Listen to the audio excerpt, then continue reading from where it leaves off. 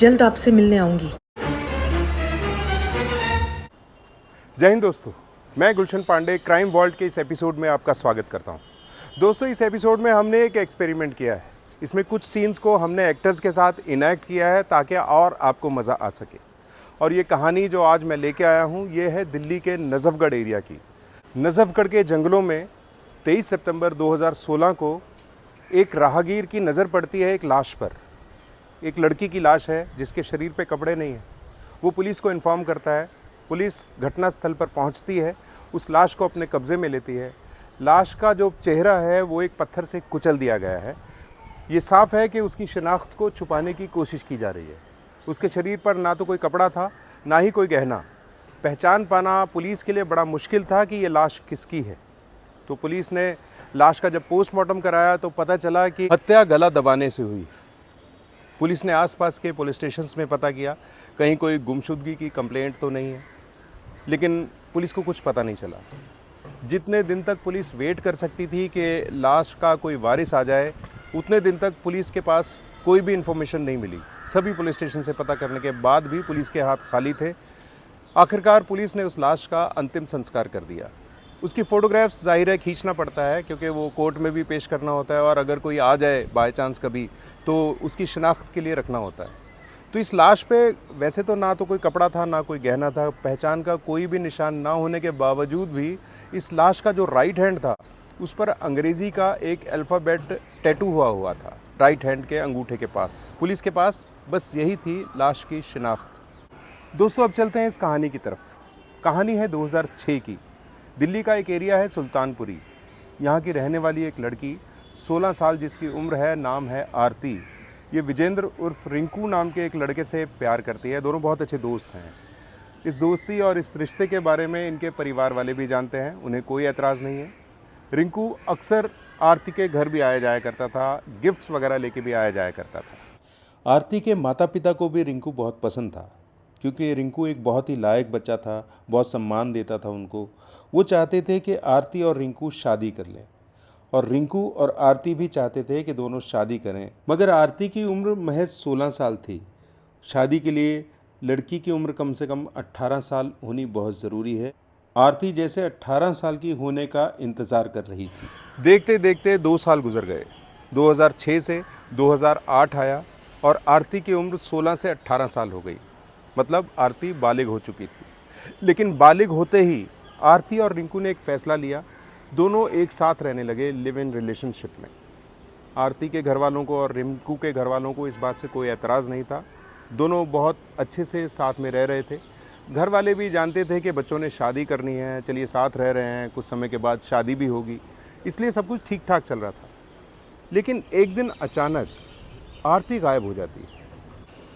रिंकू आरती का इंतज़ार करता है, उसका फ़ोन ट्राई करता है तो फ़ोन स्विच्ड ऑफ है।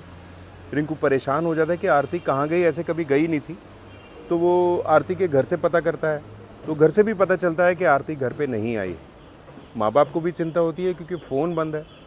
देर रात हो गई, अगला दिन हुआ, लेकिन आरती का कुछ पता नहीं। ना तो उसने कोई मैसेज भेजा, ना कोई कॉल किया, ना उसने कोई कॉल रिसीव किया, क्योंकि फ़ोन ऑफ है।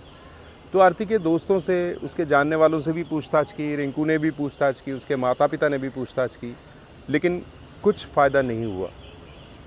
अब 2-3 दिन के बाद आरती के घर में उसके पिता को एक चिट्ठी मिलती है आरती की।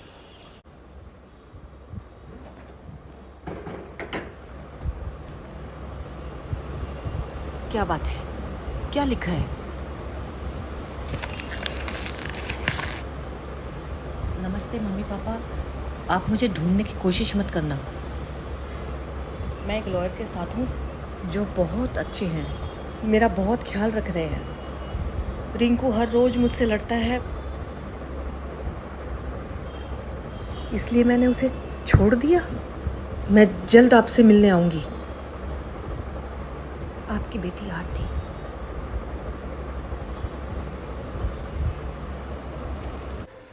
रिंकू आरती के घर आया। रिंकू के पिता ने आरती के बारे में, उस चिट्ठी के बारे में रिंकू को बताया। रिंकू बहुत परेशान हो गया, बहुत दुखी था। वो ऐसा लग रहा था कि उसके प्यार में क्या कमी रह गई कि आरती उसे छोड़कर चली गई। और कौन था ये लॉयर जिसके साथ आरती जा चुकी है, जिसके बारे में इससे पहले ना तो किसी ने कुछ सुना था, ना उसको किसी ने देखा था। इस बात से आरती के पिता को बहुत आघात हुआ। वो बीमार रहने लगे और कुछ समय के बाद उनकी भी डेथ हो गई। अब रिंकू को दुख है। वो लड़की जिसे वो अपना सब कुछ मानता था, जिससे वो बहुत प्यार करता था, वो उसे छोड़कर जा चुकी है। लेकिन रिंकू के घर वाले उसकी ये हालत देखकर बहुत परेशान थे। तो उन्होंने रिंकू से कहा कि देखो, आरती तुम्हें छोड़ के जा चुकी है, किसी के साथ अपनी खुशी से गई है और उसने अपना घर बसा लिया है, तो बेहतर ये होगा कि तुम भी अपना घर बसाओ। तो रिंकू मान गया। फिर रिंकू को एक लड़की से मिलवाया गया। रिंकू ने उस लड़की के साथ पहली मुलाकात में ही उसे आरती के बारे में सब कुछ बता दिया। उसने कहा कि मैं आरती से बहुत प्यार करता था, उसके छोड़ के जाने के बाद भी मैं उसे भुला नहीं पाया हूँ, तो क्या मैं आपका नाम आरती रख सकता हूँ? लड़की ने भी बड़ी सहजता से कहा कि ठीक है, कोई फ़र्क नहीं पड़ता, क्योंकि शादी के बाद वैसे भी लड़कियों का नाम चेंज कर दिया जाता है, हमारे यहाँ ऐसा रिवाज है। तो 8 साल गुजर जाते हैं, रिंकू की शादी को 8 साल गुजर जाते हैं और आरती को गए हुए 8 साल गुजर गए हैं। आरती का अब तक कोई खबर, कोई सुराग नहीं मिला है। और रिंकू के घर में इस बीच 3 बच्चे जन्म लेते हैं, तीनों बेटे। इस बीच क्राइम ब्रांच के एक एसीपी साहब को पुलिस की तरफ से फ़ोन आता है कि एक मुजरिम हाथ लगा है जिसका नाम है राहुल। राहुल के ऊपर कई मामले हो सकते हैं, कई सारे ऐसे कत्ल हैं या ऐसी वारदातें हैं जिसमें उसका हाथ होने की आशंका है। एसीपी राहुल से पूछताछ शुरू करते हैं। राहुल मना करता रहता है, कसम भी खाता है, लेकिन एसीपी साहब उस पर एरिया के सारे जितने भी अपराध हुए थे उसके सर मढ़ना शुरू कर देते हैं। राहुल फिर डर जाता है कि कहीं वो कहीं लंबा ना फंस जाए, तो वो कबूल करता है, कसम खाता है कि मैंने कोई मर्डर आज तक नहीं किया है, मैं बस दूसरे अपराध करता हूँ। लेकिन हाँ, एक बार एक लाश को ठिकाने लगाने में उसने किसी की हेल्प की थी। तो पुलिस के पूछने पर वो नाम बताता है, रिंकू। उसको पुलिस स्टेशन में बुलाया जाता है। पुलिस स्टेशन में जब रिंकू का सामना राहुल से हुआ तो उसने सब कुछ बताना शुरू कर दिया। जो कहानी सुनाई वो इस तरह थी। जब वो लोग साथ रहने लगे तो कुछ दिनों बाद दोनों में लड़ाइयाँ होने लगीं। छोटी छोटी सी बात पे दोनों लड़ने लगे। उनके प्यार को जैसे किसी की नज़र लग गई थी। लड़ाई होती, रिंकू आरती को मनाने की कोशिश करता और उसे मना लिया करता था, लेकिन ये भी हमेशा के लिए नहीं था कि उनकी लड़ाई झगड़े ख़त्म हो गए थे। लेकिन फिर भी आरती उसकी बातों में आ जाती थी, मान जाती थी। फिर दोनों एक साथ रहते थे। इस बीच आरती अपने माता पिता से भी मिलती थी, फ़ोन पे बात भी करती थी। एक दिन रिंकू ने एक प्लान बनाया। वो एक प्लान के साथ घर में आया। उसने आरती से एक ब्लैंक पेपर पे साइन करने के लिए कहा और आरती ने बड़े आराम से उस पेपर पर साइन कर दिए। उसे पता नहीं था कि क्या हो सकता है। कुछ दिनों बाद फिर दोनों में लड़ाई हुई। ये लड़ाई फिर बहुत बढ़ी और रिंकू ने आरती का गला दबाकर उसकी जान ले ली और लाश को ठिकाने लगाने का इंतज़ार करने लगा। रात का इंतज़ार, मतलब रात के अंधेरे में वो लाश को ठिकाने लगाना चाहता था। लेकिन उसके लिए भी उसने एक प्लान बनाया था।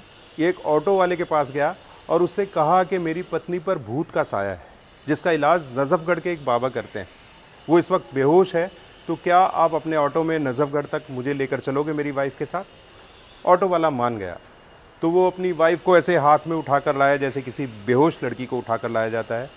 ऑटो में अपने साथ बिठाया और उसको ऐसे संभालते हुए कि कुछ नहीं होगा आरती, सब ठीक हो जाएगा, ताकि ऑटो वाले को कोई शक ना हो।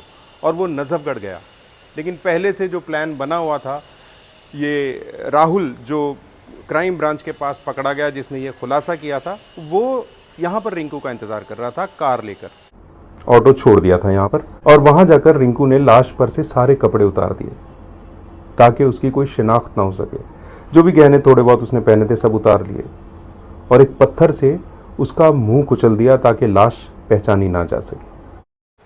बस ये तरीका था कि पुलिस को गुमराह किया जाए और आरती के घर वालों को उस खत से गुमराह कर दिया जाए ताकि उनको लगता रहे कि उनकी बेटी कहीं और चली गई है जहाँ वो सुखी है और ये अपनी ज़िंदगी बड़े आराम से दूसरी लड़की के साथ गुजारता रहा। दोस्तों, ये था आरती के प्यार का अंजाम। प्यार ज़रूर कीजिए, लेकिन आंखें खुले रखिए। प्यार अंधा होता है, आप अंधे नहीं होते हैं। अपना ख्याल रखिए और देखते रहिए क्राइम वॉल्ट विद गुलशन पांडे। मिलते हैं अगली कहानी के साथ। तब तक अपना और अपनी फैमिली का ध्यान रखिए। जय हिंद।